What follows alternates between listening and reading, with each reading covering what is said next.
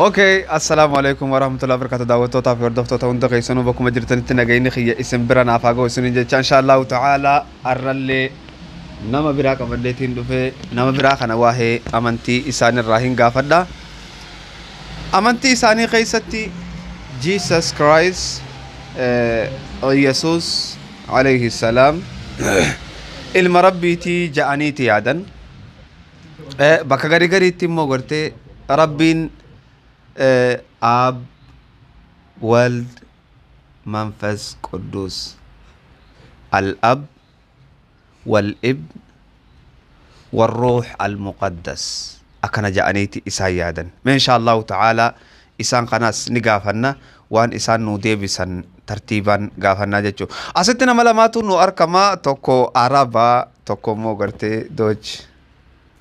Are you from Germany, yeah? Yes. And you? I'm from German and half Portuguese. Yeah, mix. Yeah, mix. Okay. Jarri lamaan as jiru kun tokko Jarman qulqulluudha, tokko immoo gartee haaf qulqulluudha. Gaafii tana yoonii fi deebisee ni kannamaa fi jechuu gaafiin. Okay. Ishaa baay'ina fakkaage. Tole, gaafii takkaan siif qaba. Yoo gaafii tana kan deebiftu tahe yuuroo 500 argatta ana bira. Tuni gaafii takkaffaati. Tunilleen akkasumatti gaafii lammaffaati. Walumaa galattuu gaafii lama na fakkaatti waan inni si gaafachuu deemu. Dubbisuu dandeessaa gaafiileen tana afaan Jarmanii moo afaan Jarmaniin? Iyyesuusan takkaa rabbii fi hin jenne eeysaa fiddan. Lakki tana dubbisi ta duraatan. Iyyesuus rabbi jettee ni yaaddaati. Lakki rabbi jee yaadu. Ingiliffaanin dubbisamoo doochi. Wama barbaaddeenuu dubbisi. Iyyesuus ilma rabbiiti. Wanni inni karaa dachii tanaa dhufeef karaa gaarii nu barsiisuu fi karaa rabbiin jaalatu irratti nu qajeelchuudhaaf dhufe. Innummaa nu kennaa rabbiiti. Karaa qaceelloo jechuu wanni inni dhufeef karaa gaarii nu barsiisuu akka nuti badiin daleeynee akka nuti hin ajjeefnee akka nuti waan fofokkottuu hundarraa fagaannu tanaaf karaa dachii dhufe Iyyesuus. Tanallee dubbisi. Iyyesuus takka rabbi ani fi hin jenne isin jecha kana eeysaa fiddan. Akkana yaadutti Iyyesuus macaafa qulqulluu keessatti ilma rabbiiti. Wanni inni dhufeefis karaa gaarii nu garsiisuudhaaf dhufe karaa rabbitti nu qajeelchu nu garsiisuuf dhufe karaa jannataa nu garsiisuuf dhufe. Isin maaliif jettan rabbiin sadihi abbaa ilmaa fi hafuura qulqulluu. Ati kanatti ni amantaa? Ni amana. Hayyemee addanaa babaasii ifanaa godhi. Hafuura qulqulluudha jechuun hin beeku afaan Ingiliffaatiin waan hin jeesii ibsu waan takka taatiif keessa yaadde jechuudha. Isaan sadii jenne garuu immoo hafuura qulqulluu jechuun rabbii ilma hafuura qulqulluu. Hafuura qulqulluu jechuun tokko ta'an jechuu. Walinni tokko manii miti. Lakki rabbiin tokkichuma. Garuu hafuura qulqulluu ruuhee qulqulluu jechuudha. Hafuura qulqulluu ruuhee qulqulluu niin beeka. Garuu ruuhee qulqulluudha jechuun hoggaan ifati waan takka jechuu barbaaddee ibsachuu barbaaddee waan rabbiin si afaan kaa'u jechuu. Jecha rabbiin si afaan kaa'u jechuu ruuhee qulqulluu jechuun. Wanni jechuu fedhe sii galee In your mouth, like what? afaan sikaya afaan sikaya jechuun maal jechuun waan takka taate sammuu keessa jechuu feete taa afaanin jechuu hin dandeenye jechuu. Rabbiin rabbuma isaatu waa hundaa olii isaatu addunyaa tanaas uumee kottu as siqi sagaleetu kaameraa irraa fagaate. Hayyee itti fufi. Rabbiin tokkichuma. Isaatu addunyaas uumee caalama kana hunda uumee waa hunda isaatu harkaa qaba. Rabbiin saniif rabbii tokkicha tahe. haala kanaan sadeenuu tokko tahan jechuu garuu immoo Iyesus macaafa qulqulluu keessatti takkaa ani rabbi ofiin je'ee hin beeku akkamitti sadeen kun tokko tahuu danda'an akkamitti sadii tokko tahuu danda'ame Iyesus macaafa qulqulluu keessatti je'eeti jira macaafa qulqulluu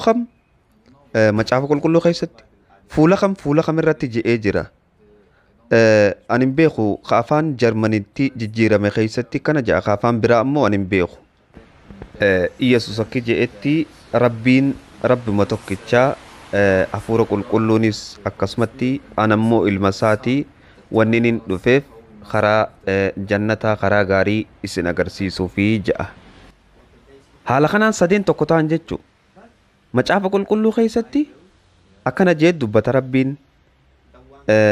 rabbiin tokkichi niis hin rafu niis hin dhalatu garuu immoo Jiisas ni dhalate akkamiin laaltatan sadeenuu rabbumarraahi ruuheen qulqulluunis rabbirraahi nutis rabbirraahi akkasi jechuudha laal rabbiin hin dhalatu eega jenne bar Jiisas ni dhalate hin agartu achumaanuu akkaanan Jiisasitti amananu beektaa hay Jiisas ni amantaa ni amana nutiif akka muslimtootaatitti Jiisas nabiyyii keenya nabiyyii rabbi biraanuu dhufe rabbii tokkichaatu nuu erge ittiin amanaa jechuun waan inni jees ni hordofa kitaaba keenya keessatti namni tokko yoonii fi Jiisasitti hin amanne islaama guutuu inuma hin tahuuhu akkasumatti illee Iyesus akkana ja'a nuti rabbii tokko qabnaa ja'a nuti musliimni akkasumatti rabbii tokkotti amanna kiristaanni immoo rabbii hafuura qulqulluu ilma je'eeti amana garuu immoo Iyesus kitaabuma keessatti akki jedhu anaa miti abbaa kiyya tokkicha gabbaraa ja'a isin sadii jettan akkam jetta tanarraa ani waan inni akkas jeenetti fakkaatu laa kunoo dubbisuu dandeessa si dura jira isaatu jee ani afaan kanaan dubbisuu hin danda'u laal ogaaniif rabbi jennu rabbi jechuun hundaa olii ruuhee qulqulluu jechuunis ruuhuma qulqulluudha yoo haala kanatti ilaalle sadeenuu takka hin ta'an jechuu adda ta'anii Iyesus ammoo wanni nutti dhufee fi akka nuti hamtuu hin daleene akka nuti farshoon dhuyne wanni ati itti feete Iyesus karaa gaaritti nu qajeelchuudhaaf dhufee jechuu barbaaddeeti garuu immoo akkamitti sadeen tokko ta'uu danda'an beeynen guutumatti gaafii tana namni deebisuu hin jiru rabbii macaafa qulqulluu keessatti akkan dhalatin akkan dhaliniis himeeti jira nuti fakkeenyaaf ni fuuna hoggaa fuune ni dhallaa ilmoon nu jidduu dhufaa rabbiin akka keenyaa kanaa miti jechuudha bar nutis murna tokko kan rabbi irraa tahee rabbiin qalbii teenya keessa jiraa waan nuti goonuu ni beekaa waa hundaa'u jechuudha wanni inni gartee Iyesus ergateefis akka gartee Iyesus karaa gaarii nu qajeelchuu fi nutis waan murna isarraa taane takkaaf jecha garuu rabbi macaafa qulqulluu keessatti wanni na fakkaataa hin jirtu je'e wanni rabbi fakkaataa takka hin jirtu duboo nuti akkamitti rabbirraahi ifiin jechuu dandeenya akkas jechuun gaafuma daa'ima dhalannurraa taane nuti ilma namaatiimi nuti ilma namaati rabbiin rabbi duba akkamitti nuti murna rabbii tokkorraa tahuu dandeenya akkamitti fakkeenya akkasii rabbiif godhuu dandeenya nuti ilma namaatiimi hin dandeenyu jechuu tanaaf rabbiin dubbatee wanni anatti fakkaataa takka hin jirtu jee rabbiin footoodhaas hin qabu rabbiin footoo hin qabu wannummaan rabbi fakkaata takka hin jirtu ija akka teenyaa qaba mataa akka keenyaa qaba jechuudha miti hoggaan rabbi irraa dhufne siin jedhu garuu rabbiin akka keenyaatti hin nyaatuu hin dhuguu hin rafuu waan nuti itti haajamnu takkatti hin haajamu jechuu addunyaa tanarratti inni tokkicha uumaatti hin haajamne addunyaa tanarra jirraarra Garuu immoo guyyaa tokko du'uun keenya hafan qabu. Hoggaa duune bakka nuti dheynu hin beeynu. Jahannam dheyna moo jannata dheynaas hin beeynu.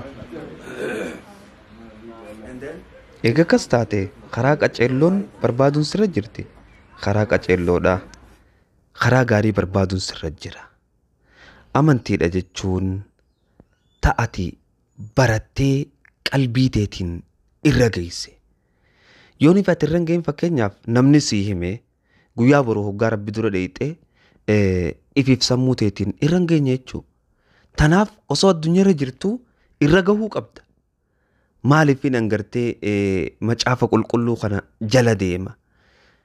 Waan warri keenya na barsiisaniif immoo waan inni ifi sammuuti yaarra dhaqqabeef immoo maaliif akka jala deemtu ati dubbiftee irratti dhaqqabuun dirqama keeti jechuudha. Yoo kanan taane akka gartee namaa horii qabee deemuun taata. Sigalee dubbisuun sirra jira. Kitaaba kiristaanaa qofaa miti. Hin dhiisin kaanis dubbisi. Hundaas qabi. Barbaadi. Amantii tamtu amantii dhugaatii ati ifiif irra gayi. Fakkeenyaaf amma irra guddaan namaa akkuma mateetti kanatti ni deeman kiristaana macaafa isaaniirraa humaan beekan hin dubbisan waan gartee abbootiin isaanii kiristaana taate qofaaf kiristaana tahan. Tanaaf wanni inni nan sii dhaamu kiristaanummaa jechuun islaamummaa jechuun amantuma feeteewu jechuun yoo ati sammuu teetiin irratti dhaqqabde malee amantii siif hin taatu. Anama islaamummaa fakkeenyaaf osoo ifi barachuu baadhee ifi barbaadee argachuu baadhee akkuma gartee namoota namaan si himu jiruu kanaan ta'a. Tanaaf hanga addunyaa irra jirru osoo addunyaa tanarraan deemne kheyrii walii yaaduu atilleen ammarraa jalqabdee macaafa qulqulluu gaqqabdee ilaaltee amantii tamtu dhugaadhaa hundaa'uu deemtee dhageeffattee if dhaqqabuun lubbuu teetii sirra jirte jechuudha. Nama tokko irra hin jirtu. Yoo ati har'a if hin dhaqqabin namni si dhaqqabu hin jiru kanumatti teessee wanni si dhufaan jiru dubbisuu qabde jechuudha. Gamanaas deemtee gamasiis deemtee amantii tamtu dhugaadhaa barbaaduu qabda. Addunyaan dhuma geessee jirti. Waan gartee namni sammuu teenya keessa naqeen deemuu hin qabnu. Amantii dhugaadhaa barbaaduu qabna. Tana wanni inni sii dhaamu sammuu teetiin irra dhaqqabuu qabda. Ati. Deemee barbaadee dubbisuun qaba dhugaa keeti. Akkana fakkeenyaaf amma rabbiin bakka sadi qoodamaa ja'anii hoggaaniifis sitti himan ati fudhattee deemuun qabdu. Sammuu teetiin gaqqabdee ilaaluu qabda. Keessa deemtee ilaaluu qabda. Yoo ati keessa deemtee hin laalle namni laale san ifiif laale malee siif hin laalle jechuudha. Siifii miti. Ati anaafii miti. An siifii miti. Addunyaa tana sammuu teenyaan xinxallee amantii tam akka qabachuu qabnu tam akka dhugaa taate jala deemuu qabnaa jechuudha. Tana wanneen sii dhaamu akka obbolummaatti. Ammoo amantii kiristaanaa keessatti rabbiin bakka sadi qoodamaa wanni jedhamu tun inuma abadan hin jirtu. Abbaan fedhees sii deebisuuf hin taa'u. Abadan abbaa feete gaafadhu siif hin deebisan. Rabbiin bakka sadi qoodamaa abbaa ilmaa fi ruuhee qulqulluu wanni jedhan guutumaan guututti hin jirtu jechuudha. Tanaaf rabbiin bakka sadii qoodamu hin jiru. Rabbiin tokkicha kana ati barbaadee arkachuu qaba. Yoo ati barbaaddeen arkanne arra guyyaa boruu ka barbaadee arkatee fi ati tokkoon taatan jechuudha. Sii galee tanaaf akka uummata kaanii taatee waan gartee abbootiin itti neeyxee fudhattee deemuun sirra hin jiru jechuudha. You answer me or not? What answer of the question? Yeah. God is only God and not the Holy Spirit and not the Son. And not Holy Spirit and not the Son. Yeah. The God is only one God. Yeah. There is no part of God. At the first time you say we are part of God. They are part of God. And now When I say God is only God, not the Holy Spirit and not the Son.